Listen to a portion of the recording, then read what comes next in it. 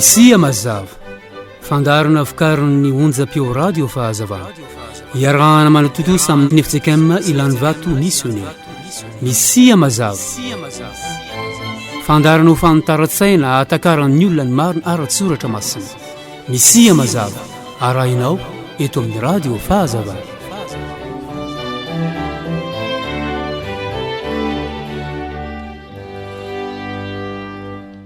Faly miaona aminao indray riavana amin'ity fotoana sarobidy men'ny tompo antsika ity. Ndao riavana ivavaka sika. Mankasitraka anao zay tomponay, Andriamanitra rainay ao amin'i Jesosy Kristy tompo. Mankasitraka izay satria mbola menao an'izao fotoana zao ahafahana mifampizara zavatra rehetra izay efa sitraka ao fantatry ny vahoakanao raha teo ampahirezo izay ame fifaliana hatrany koa amin'ny anaran'i Jesosy. Amen. Riavana manotsika ny amin'ny fandiniana ny fanekena vaovao izay nataon'Andriamanitra ho an'ny vahoakany. Tsara ihany angamba ny mamerina vetivety ny zavatra efa nambara ho famidinana. Ny Hebreo 9:9 ny 7 ka hatramin'ny 17 no andiniana n'izany fanekena vaovao zany. Ny reo perikôpa reo dia amin'ny perikôpa io dia milaza ny hoe Andriamanitra dia hanao fanekena vaovao amin'ny olony. Dia zany fanekena vaovao zany araky ny filazany azy dia hoe amin'ny anaovany vaovao le fanekena zany dia nataony fa efa ela ny voalohany fa zay tratra ela sy miantitra dia efa madiva ho levona. Dia Andriamanitra nanao fanekena vaovao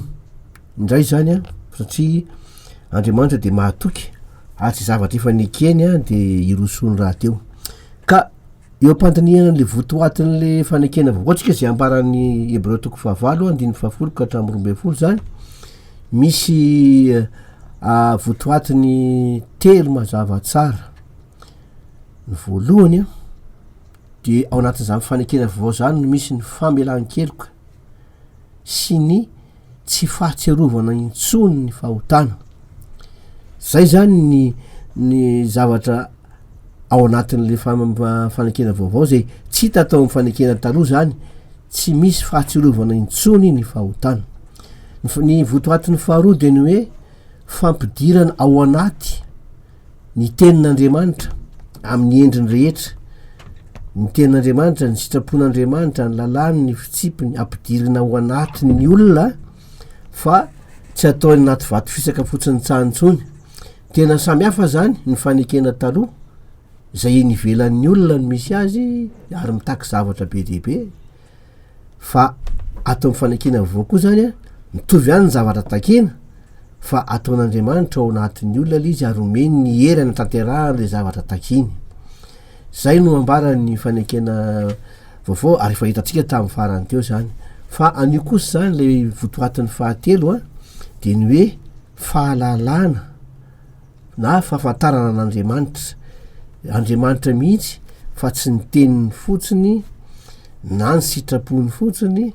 na ny asa vitany sy mbola ataony fotsiny fa izy mihitsy le Andriamanitra amin'ny maizy azy. Zay zany le votoatiny lehibe fahatelo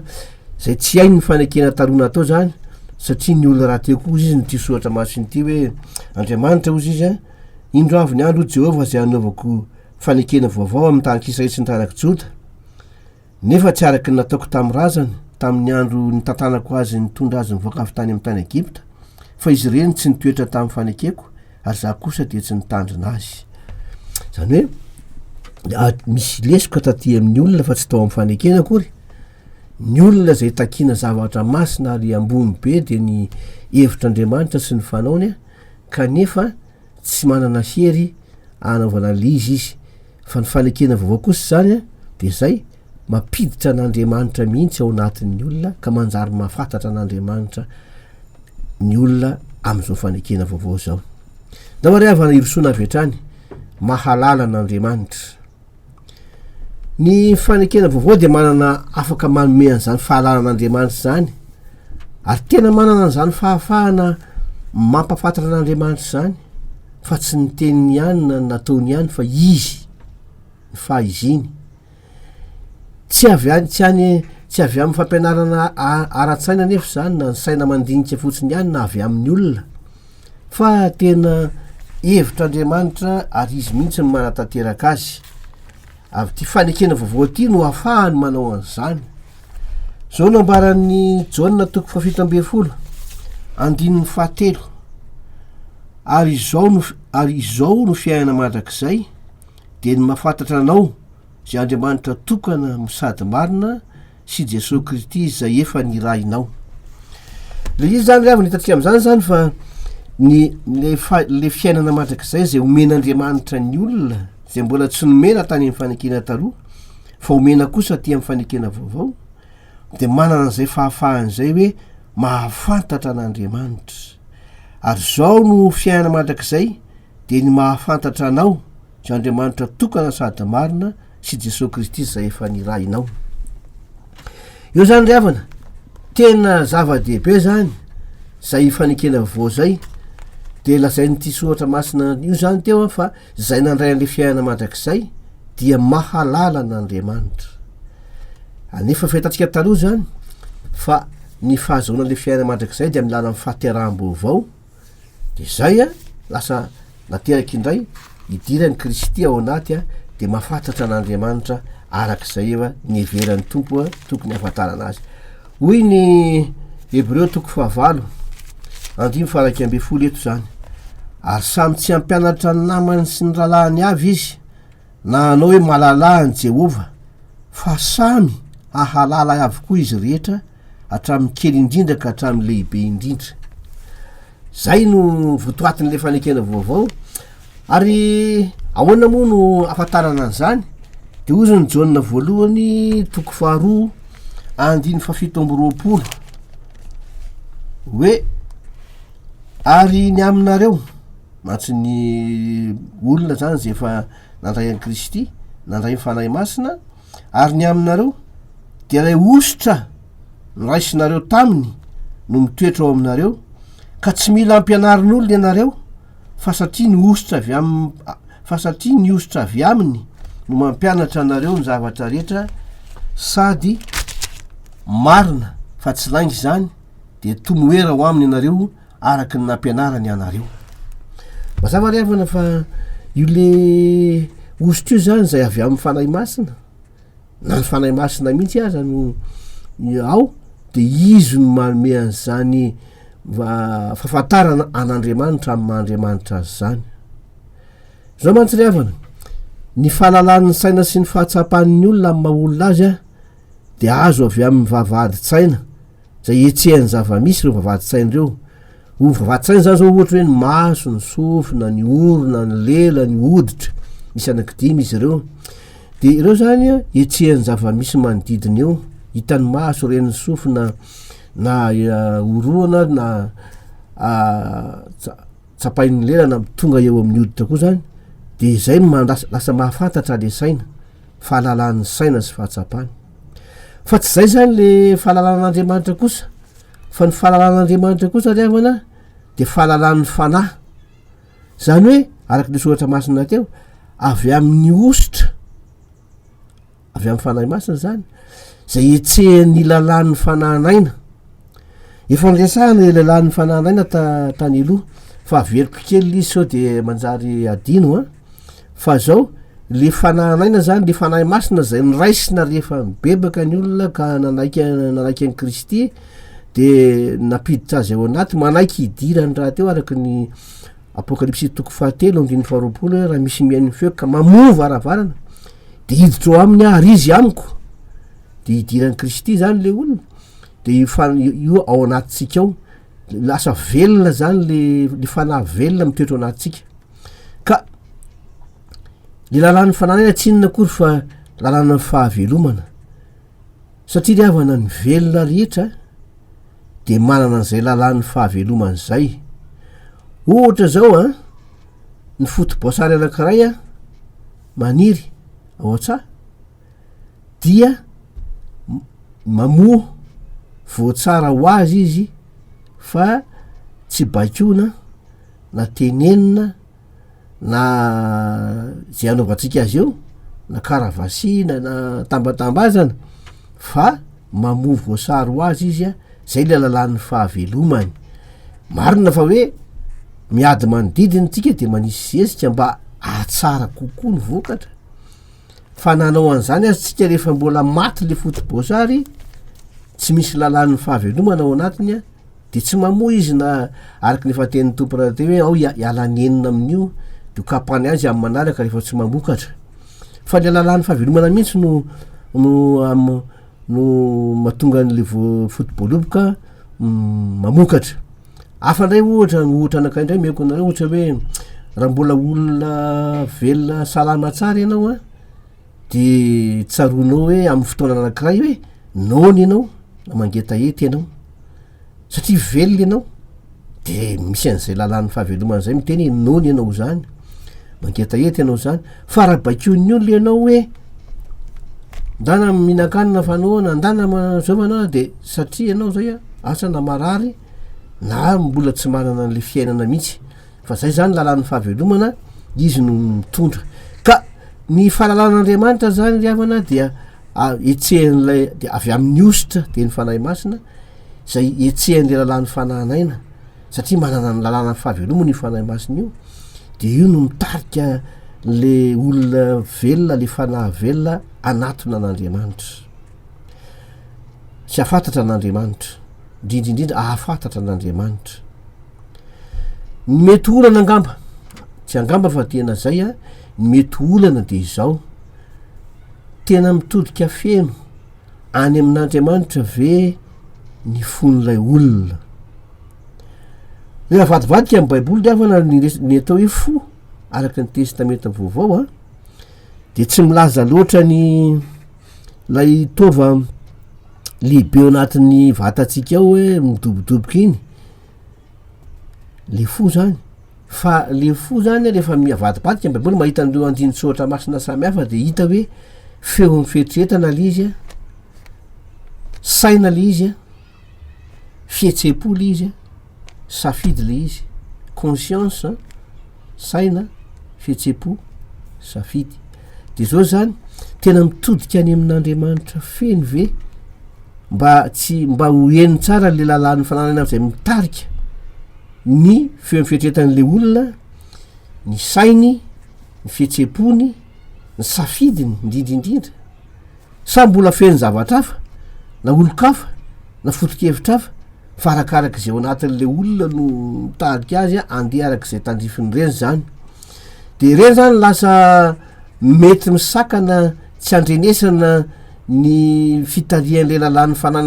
lalan'ny fanahanaina zay mibaiko an'le fanahy masina zay nanomean'le ositra ao anatin'ny olona ka tsy hoeny le fampianarany fa fangaron'ny olona amin'ny zavatra mameno ny fony fotsiny, na sy zany mety hoe zavatra hafa, mety hoe olo-kafa, mety hoe foto-kevitra samy hafa, de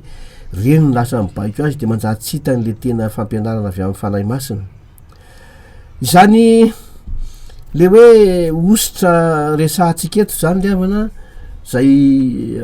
etsehan'ny lalan'ny fanahanaina taka ny resahana teo ambony mantsy hoe ny vavady-tsaina zay etsehan'ny zava-misy mame fahafantarana an'le saina hoe zao ny zavatra misy,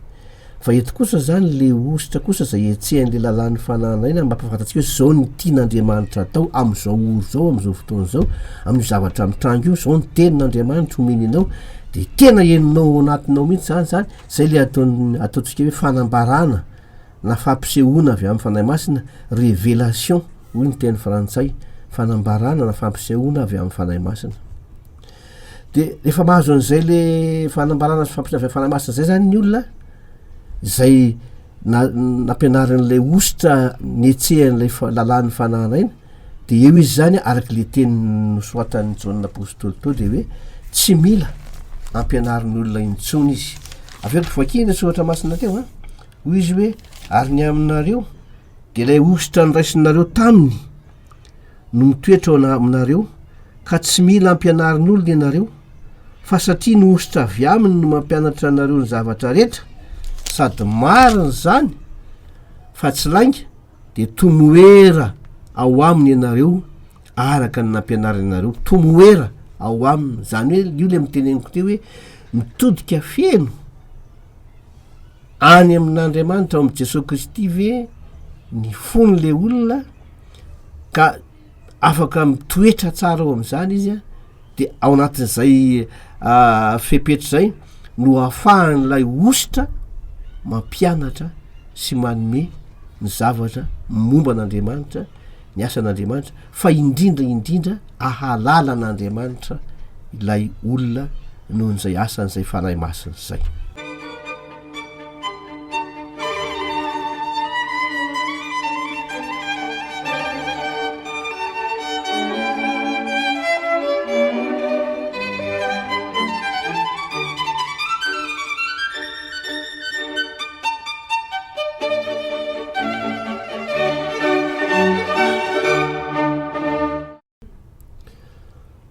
Nefa riavana mila jerevana tsara zay teny farany natao teo zay hoe tsy mila ampianarin'ny olona intsony de io zany misy antokoa ny zavatra tsy maintsy dinihana tsara fa ahoana moa ny lazain'ny soratra masina ohatra zao ato amin'ny Koritianina 1:4-7 zao mivolaza ato hoe nefa raha ao am-piangonana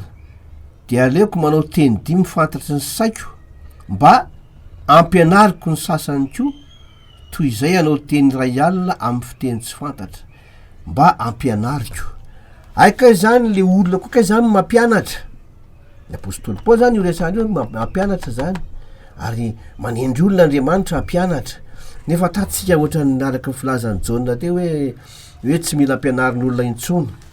Ohatra koa zao ato amin'ny Kolosiana 4:9-10 aoka ny tenin'ny Kristy toetra betsaka ao aminareo amin'ny fahendrena rehetra de mifampianara ka mifananara amin'ny salamo sy ny firanara ary ny tononkira-panahy mihira amin'ny fahasoavana ao am-ponareo an'Andriamanitra mifampianara mifananara araka ny soratra masina asiana mampianatra ny olona zany. Ary tao Efesosy araka ny soratra masina 4:4-10 Efesiana 4:4-10 zany de ozy izy hoe ary Jesosy Kristy no nanome ny sasany ho apôstôly, ny sasany ho mpaminany, ary ny sasany evangelista, ary ny sasany ho mpiandry sy mpampianatra. Zany hoe misy tokoa zany ao anatin'ny fiangonana ny mpampianatra, misy ny fampianarana. Ahoana moa ny am'izany zavatra zany fa atao mifanohitra izy zany. Riavana zao no ahitatsika ny hevitr'Andriamanitra tsy mifanohitra zany mihitsy ny soratra masina fa itsika ny mila mandinika tsara ary mijery. Ny ositra zay avy amin'ny fanahy masina, ny ositra avy amin'ny tompo de zao izy ao anatin'ny olona no manambara ny hevitr'Andriamanitra sy mampiseho an'io Andriamanitra io amin'ny Andriamanitra feno azy. Fa zao ao anatin'ny olona zany ary le ositra mampianatra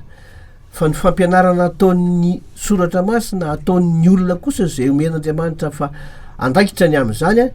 de ty ivelany no raisina. Zany hoe arak'izay zany de reto misy soratra masina nambara amitsika le teny manao hoe tsy fantatrareo va fa ohatra zao ato amin'ny Romana 9:7 de misy an'izao teny zao indrindra ny apôstôly Paoly hoe tsy fantatrareo va fa na iza na izy sika nefa atao batisa amin'ny Kristy Jesosy de atao batisa amin'ny fahafatesany. Le hoe zany hoe efa nampianarin'ny ositra tao anatinareo fa nanadinonareo de averina amin'ny fampianarany ety ivelany avy amin'ny soratra masina sy teny ataon'le mpampianatra zany tsy fantatrareo va. Zany hoe ny olona moa zany rehefa tena mibebaka izy ka nanapa-kevitra nandray an'i Kristy de voalaza teo hoe ao anatiny am'izay Kristy ny fanahy masina de io manana ny lalàn'ny fanahanaina zany hoe mitondra ny satria velona le fanahy ao anaty zany le fanahy masina de manana ny lalàna ny fahavelomana izy mibaky sy mitarika azy de iny no mampianatra ny sitrapon'Andriamanitra ho atsika ary iny koa no miteny amitsika ny zavatra rehetra. De zay zany afa mampianatra mielo zany no le ositra ao anaty fa ndraindray le olona manadino de averina fampianarana ataon'ny olona zay efa manana fanan'andriamanitra raha teo tsy fantatrareo va de miverimberina le hoe tsy fantatrareo va io a ao amin'ny romanina toko fahenina andininy fahatelo mivakiko teo ohatra koa ny andininy fahenina amby folo amin'io tsy fantatrareo va fa raha manolo tena ho mpanompo ianareo na ho aniza na ho aniza de mpanompon'zay arahanareo ianareo na ny ota ho amin'ny fahafatesana na ny fanarahana ho amin'ny famarinana zany efa nampianariny fanositra ny fanahy masina zany nareo tao anatinareo fonina niaraka tamin'ny Kristy fa averiny zany fa mety adiny de averin'ny fampianarana ataon'ny soratra masina zay tonono ny vavan'ny olona nomenan'zany andraikitra zany ohatran'zany koa Korintiana voalohany toko fahatelo ny faina ambefolo efa vakina teo Korintiana voalohany toko fahadimy andininy fahenina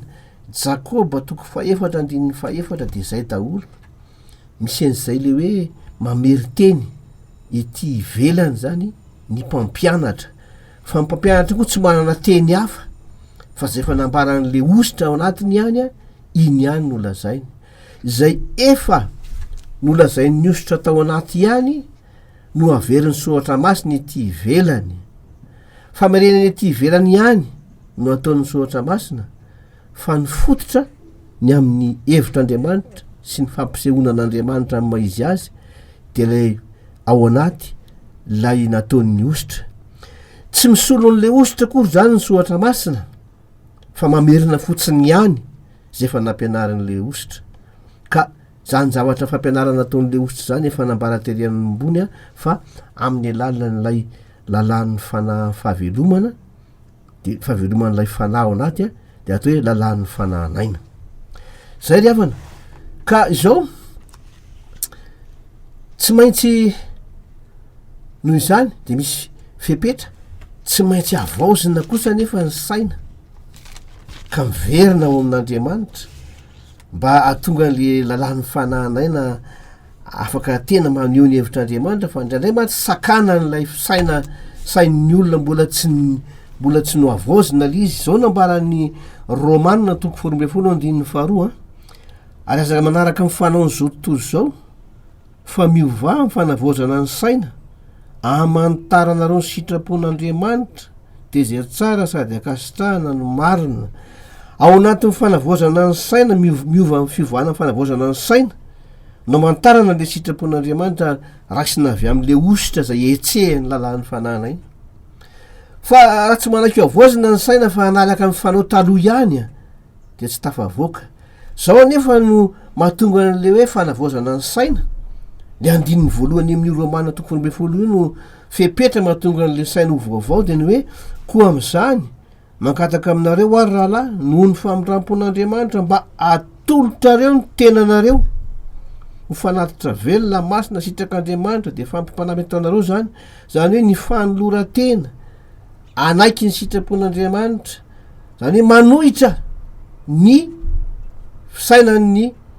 olona taloha nyzao tontolo zao zay fa nahazatra teo aloha fa miverina ao amin'ny sitrapon'Andriamanitra zay le fanolora-tena tena misy consécration lalina zany fahafoizan-tena tena ary zay mihitsy ny nataon'i Jesosy mantsazavana mandaza etra tsy sitrapon'Andriamanitra fa makatokosa ny hevitr'Andriamanitra ary zay ny tena sarotra am'ty hoe mandre